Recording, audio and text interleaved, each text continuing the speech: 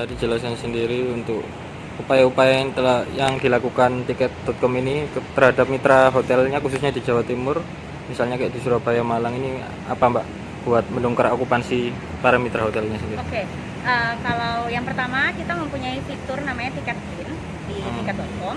Itu kita ada ikonnya dan ada buttonnya juga, termasuk ada filternya di mana customer kita bisa melihat sendiri hotel-hotel yang sudah tersertifikasi Tiket Clean di tiket.com.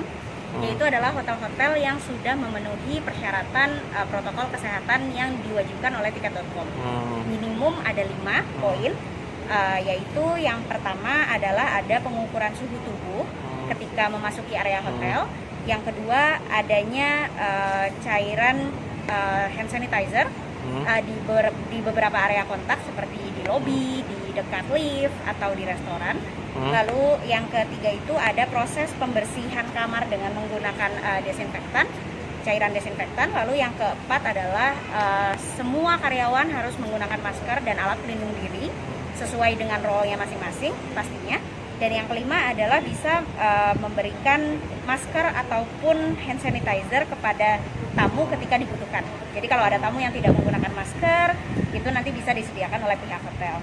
Nah, kebanyakan partner hotel kita bisa memenuhi 5 itu atau bahkan lebih yang sudah tersertifikasi Tiket Clean untuk yang ada di Jawa Timur dan khususnya di seluruh Indonesia. Nah, kebetulan kita juga sedang ada kampanye promo bernama Kembali ke Jatim, di mana harapannya kita bisa mendongkrak okupansi yang ada di hotel-hotel yang ada di Jawa Timur, khususnya di Surabaya dan juga di Malang atau Batu.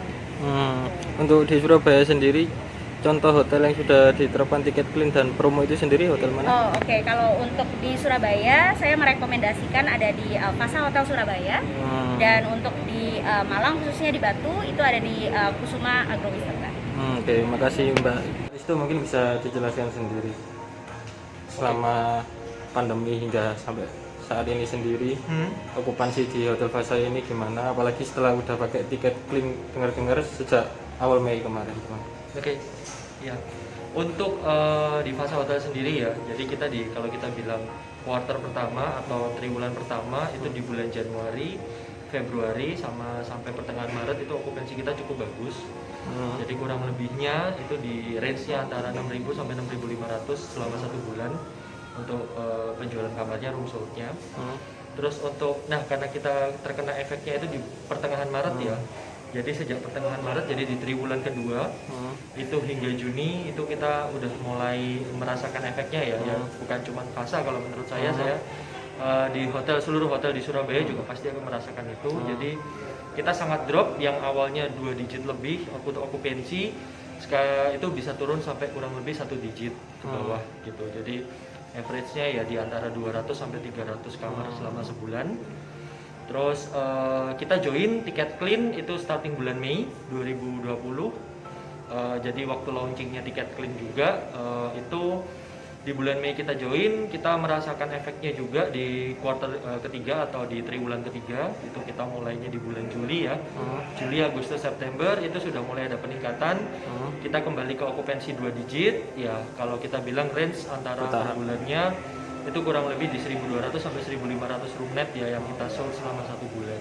Ada tahapan positif ya berarti? Ya, efeknya positif. Jadi sebetulnya ada pelonggaran PSBB ini juga mempengaruhi bisnis di Surabaya juga ya. Jadi karena kemarin sempat ada PSBB itu sangat bidang pariwisata terutama hotel juga sangat terdampak untuk okupansi dan akomodasi.